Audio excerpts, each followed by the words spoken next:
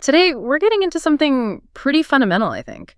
Finding your purpose and how that connects to actually making a difference out there. Yeah, it's a big topic. Paths to a better world, which is more focused on, how purpose fuels actual action. Right. So our goal here is to kind of unpack the main idea. We want to get a better handle on what purpose is, at least in this context. Look at some maybe unconventional ways the sources say you might find yours, and then explore how that purpose really acts as the engine for, contributing something positive. Should be interesting. Definitely.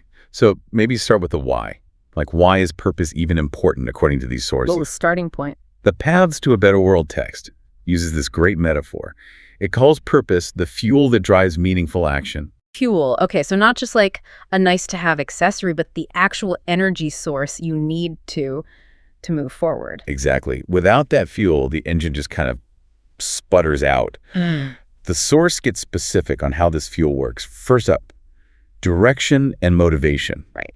Purpose helps you sort through all the noise, figure out where to put your energy, and crucially, it helps you stay committed when things get tough. That makes a lot of sense. If you know your fundamental why, then dealing with the how or, getting through the hard parts becomes clearer, more manageable. It's like having a map and a reason to keep walking. Precisely. And that connects directly to the second point, sustainability of effort. Making a real difference, personally or globally, it's usually not a quick sprint, right? No, definitely not. It's often a marathon, maybe one where you can't even see the finish line. Purpose is what keeps you going, putting one foot in front of the other, especially when you're not seeing immediate results. Yeah, it provides that internal sort of resilience to push through when things feel stuck because you're still connected to that bigger goal. It really does. Third point the source makes is inspiration to others. There's just something compelling about people or organizations that operate from a clear, deep sense of purpose. It can spark something in other people, get them interested, maybe even get them involved.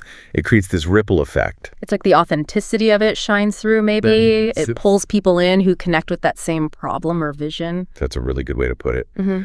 Fourth, clarity in decision-making. When purpose is your fuel, your decisions aren't just about the immediate win or loss. You have this higher filter. Okay. Like, does this choice actually serve my purpose? Does it align with the impact I'm trying to make? It simplifies things in a way. So purpose becomes this kind of guiding principle, a text for what you choose to do or get involved with. Yeah. Exactly. And the final point is deep fulfillment. Acting in line with your purpose, it brings this internal reward, this sense of meaning. It's not just about what you achieve outwardly. Yeah. And this personal fulfillment is actually key for sticking with the effort long term, especially when it involves helping others. So it's not just about the external impact. It's tied deeply to your own inner satisfaction, which then feeds back into your ability to keep going. It's a cycle. Yeah, it's a reinforcing loop. Yeah. What really comes through from this source is that purpose isn't just some abstract idea. It's framed as a practical necessity, the essential fuel you need for the hard, long work of making a difference. Okay, so purpose is essential fuel. Got it. But then how do you find it? That's often the tricky part. Yeah, this source lays out 3 core principles. And the first one is, it's what makes you angry. Angry? Huh. That feels counterintuitive.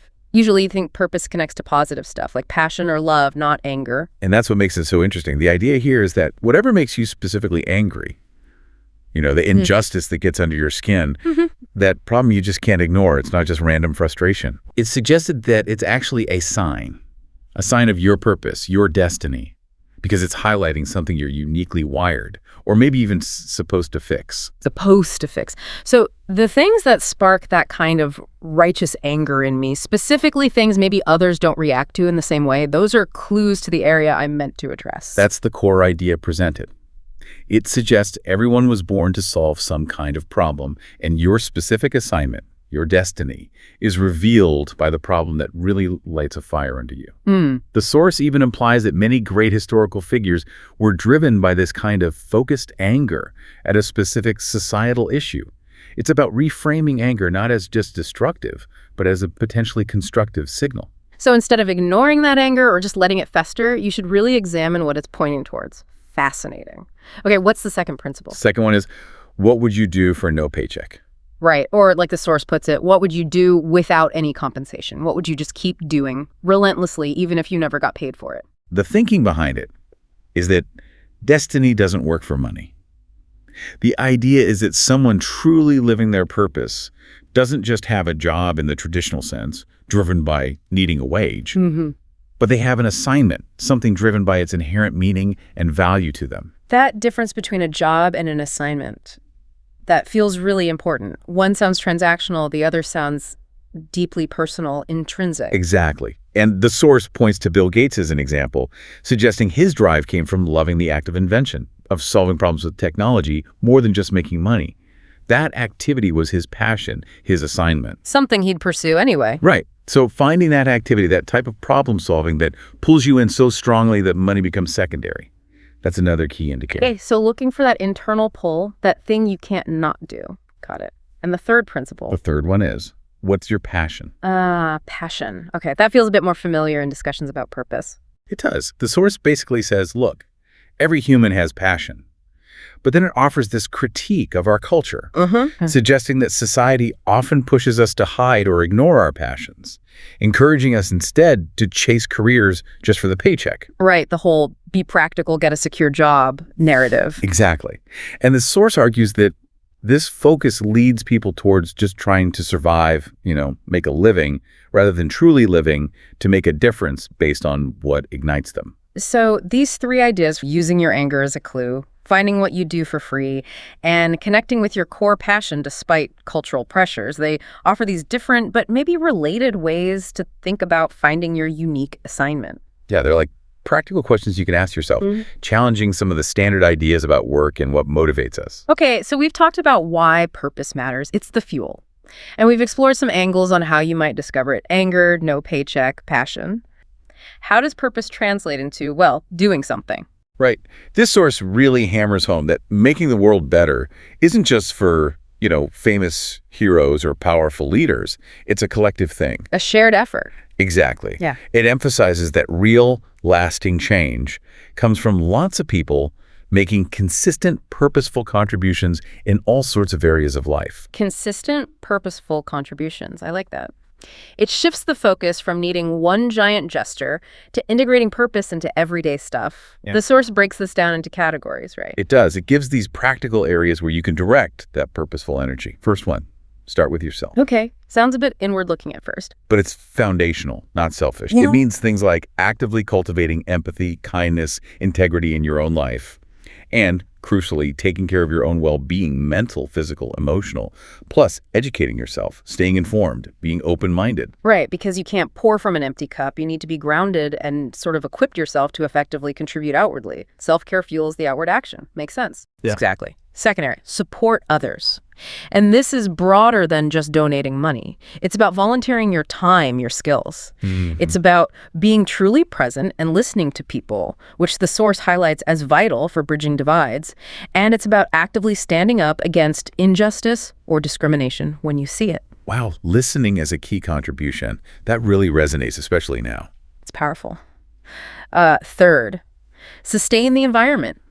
This includes those daily choices: reduce, reuse, recycle, conserve water and energy, but also consciously supporting businesses that are sustainable and advocating for environmental policies. So things that might seem small, but when done with that underlying purpose, they become part of a bigger commitment. Precisely. Fourth area, promote education and equity. This could mean advocating for better access to quality education for everyone, or maybe sharing your own knowledge by mentoring someone. Okay. Or supporting organizations and policies that specifically aim to lift up communities that have been marginalized. Because, fundamentally, an informed and equitable society is better for everyone, using your knowledge purposefully. Yeah. And the last one mentioned is use your voice and influence.